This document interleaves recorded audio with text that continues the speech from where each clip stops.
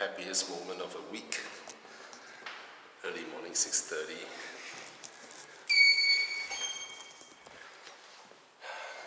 Morning drive. You know, people say Porsches are very practical, dailyable, but daily wise, I don't find a reason to use it. There's just no reason. It's just not dailyable enough to be usable. I mean, getting in and out is easy. Doesn't consume a lot of fuel. It's not crazy fuel efficient as well.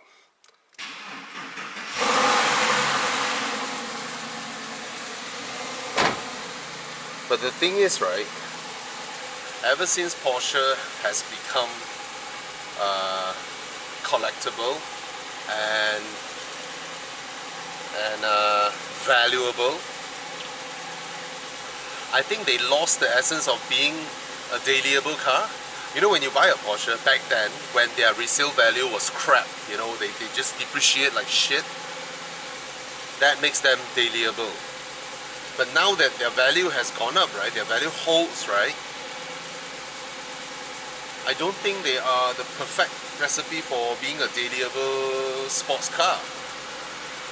Yeah, an Audi TT would fit that bill better, right? Depreciates like nobody's business, so you use it. Anyway, let's go for the drive.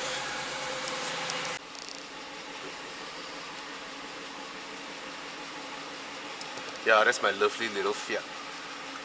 It's so beautiful, right?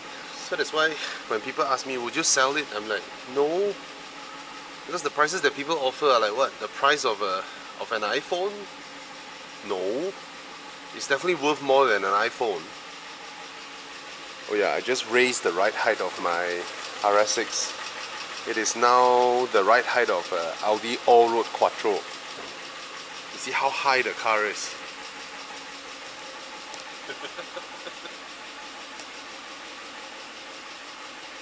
It's like an SUV, right? But I love it. I love it. That's our daily. Look at how high it is. Can you imagine myself looking? This is my eye level view. Look at how high it is. Anyway, I want to show you my lights. CSB Pro. Boom! Look at that, bro. See, and they did a very good job. It never shine above the window line. Alright, look at that. They never glare above the window line. Yep. And I have 3 cars fitted with these headlights. They ship all over the world, so I know they have some American customers and all that. This Toyota Crown is my, you know, the car that we send the kids to school and all that, doing the heavy lifting. Yeah. The daily pointless mileage cruncher would be the Toyota Crown. The thing is, right, the car that you use to send to school and home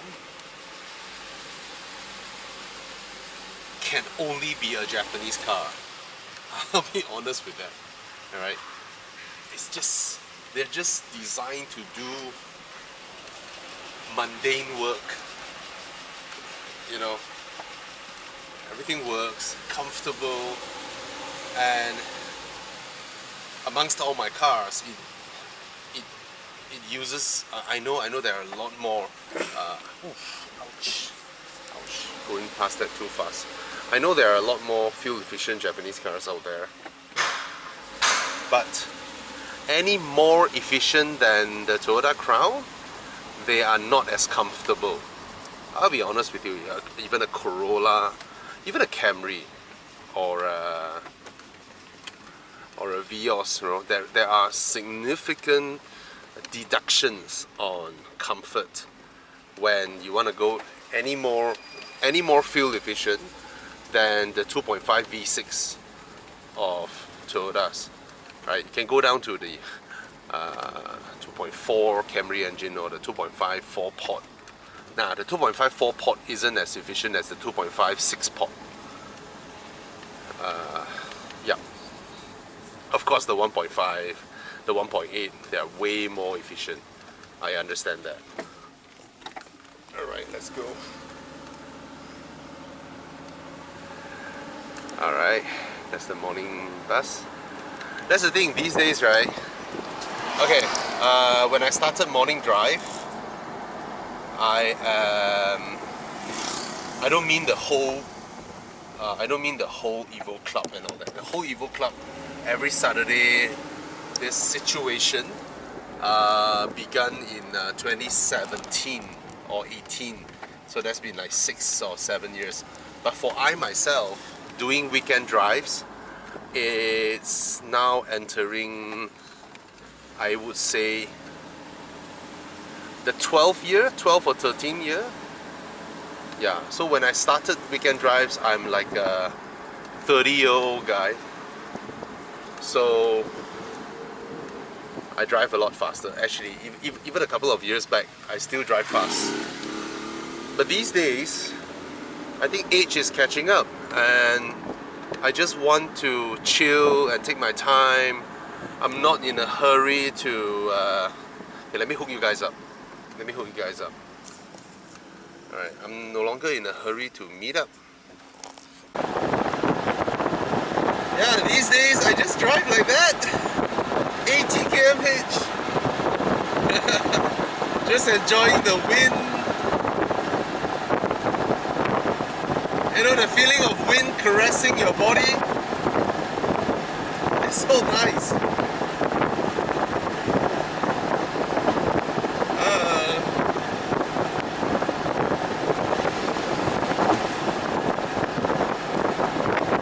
The wind in your hair.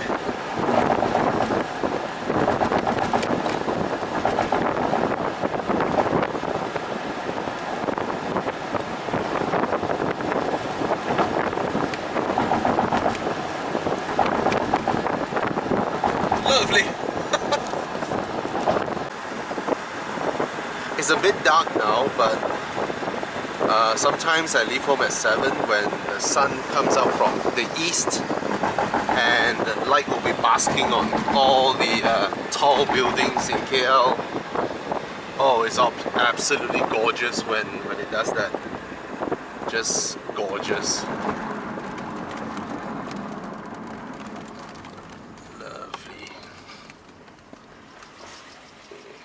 I still have enough money in my touch and go card.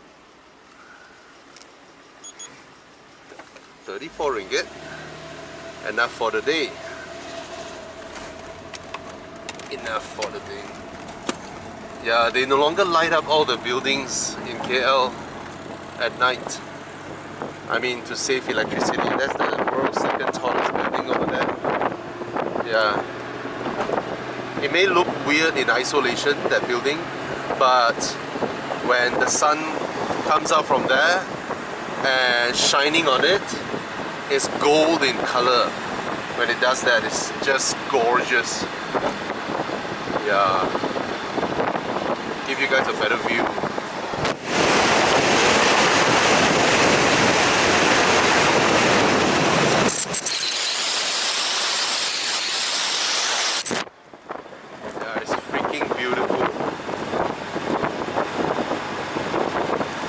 For those of you who have never been to Malaysia, let me tell you this. Malaysia is, of course, not as developed as Singapore. Singapore is a city country, an advanced country, or a first world developed country. Malaysia is like a developing country, but KL is, yeah, KL is nice. It's not as big as Bangkok. It is not as exciting as Thailand, I would say, Malaysia, but it's a good balance in between.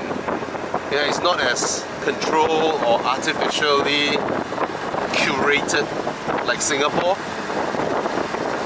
Malaysia has this chill factor that's just, I do not know how to describe it. It's a big city. Okay, it's not giant, I mean, not in the sense like those huge cities, right? Like New York Bangkok or Manila and all that. No, it's not. It's not as big as those. But it's chill, but not as small as those cities that are as chill, if you understand what I mean. So it's just nice. You get a little bit of everything, and there's not as much vice, I would say. It's a very safe city, relatively speaking. I mean, there are crimes here and there, but generally people aren't afraid to walk at night alone.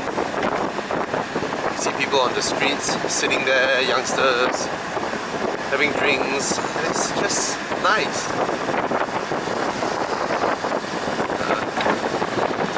Yeah, man. Alright. I'll just enjoy my drive and my thinking moment. Crucial.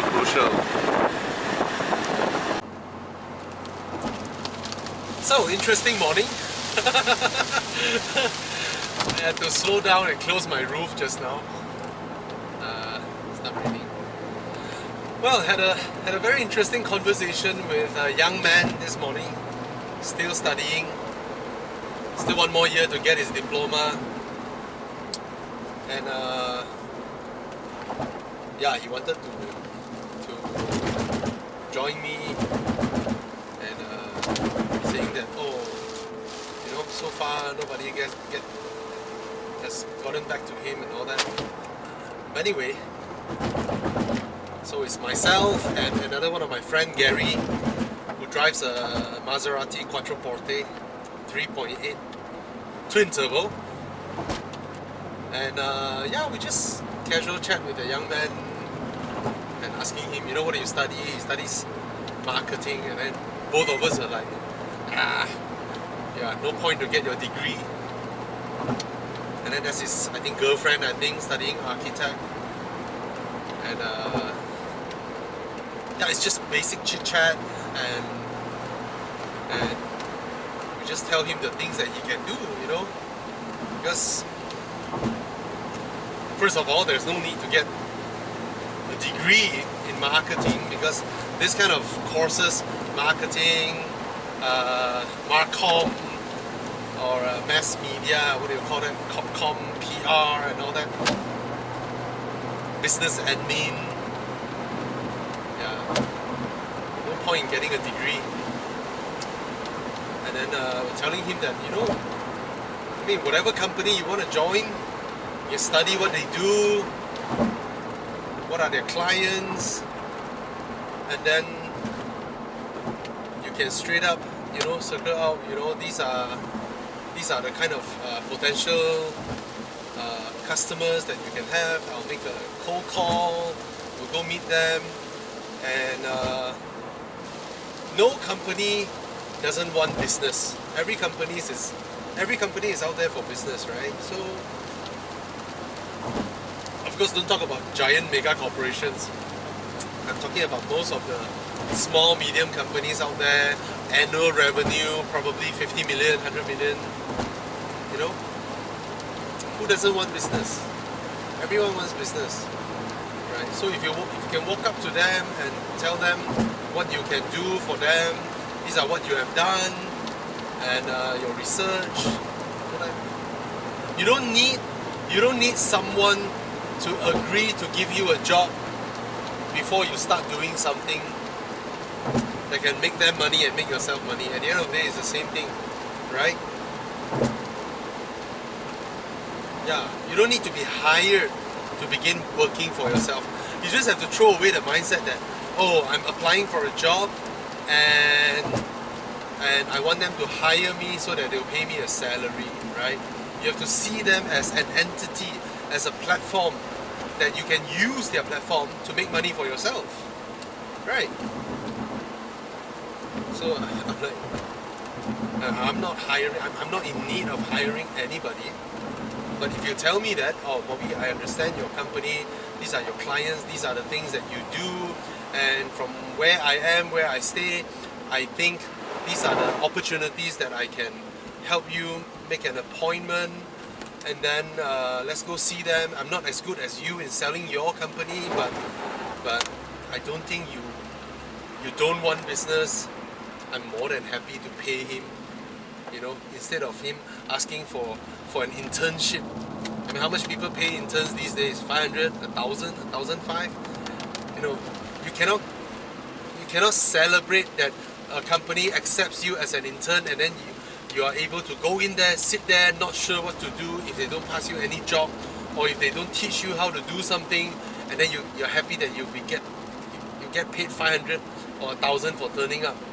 You see, the thing is this: if you first join a company as an intern, most likely you'll be doing low-level jobs, and low-level jobs, most likely there will be somebody else doing it anyway, and that person might have been doing it for a while now. What makes you think that that person would risk someone screwing up his own job task by intentionally passing you a portion of his or her job, and then spending time to teach you on how to do it, and then also taking up the risk and the accountability that you may screw up his or her job? Nobody's gonna do that, right?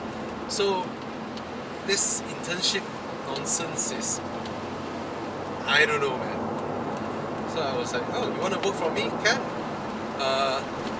These are the things that you can do to make use of my platform to earn money for yourself. And it's at best you register a company and then you bill me using your company. Because I have no intention of hiring people, but I'm not closing my doors from someone who is willing to do something, making use of what I have to make money for both of us, and both sides pour in our skill sets on what I know better, what you can do better. Maybe you have more time than I do, and I have more experience than you do, right? Then you use your time to help me get an appointment, right? And once I go there with you, I do the selling, and I'm gonna pay you a commission, or I'm gonna pay you when you got me a meeting. I'm willing to pay you. I'm not those that take some interns in and then pay them 500 or 1,000 the entire month and then work them to their death, right? I mean, earning 1,000 a month, you can't even cover your petrol costs, you can't even cover your food costs, right? And he's telling me that, actually I'm from Penang. I said, I told you, none of us work in an office. We all work from home. I don't care where you work from, right?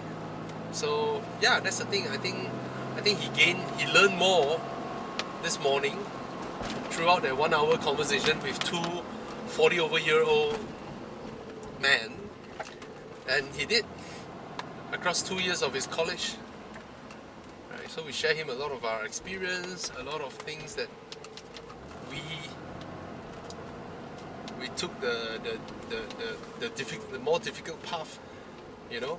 And I was telling him that that's why I encourage young people to come up for morning drives. It's not just for the drives, right? It's the people that you'll be able to meet. I asked him, if you don't come up this morning, would you ever think that you have a chance to have a friend who drives a Maserati Quattroporte GTS, you know, 3.8 V8 with a Ferrari engine, you know? None of your friends are like that, I presume, right?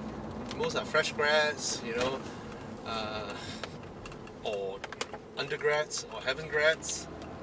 And then even if you all got your first job already, what kind of conversation you'll be having? Oh, I love my office's pantry. Oh, my pantry is shit. Oh, my HR is shit. She don't approve my leave. You know, oh, my boss is shit. This kind of stuff. Oh, do you know which celebrity is coming to town? Oh, roll eyes, right? That's the kind of conversation you'll be having, and that's your world.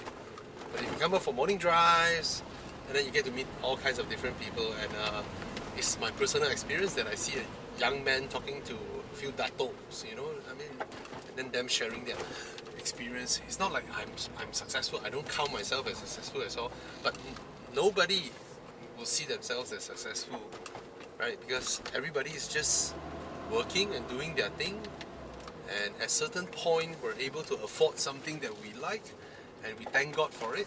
That's it.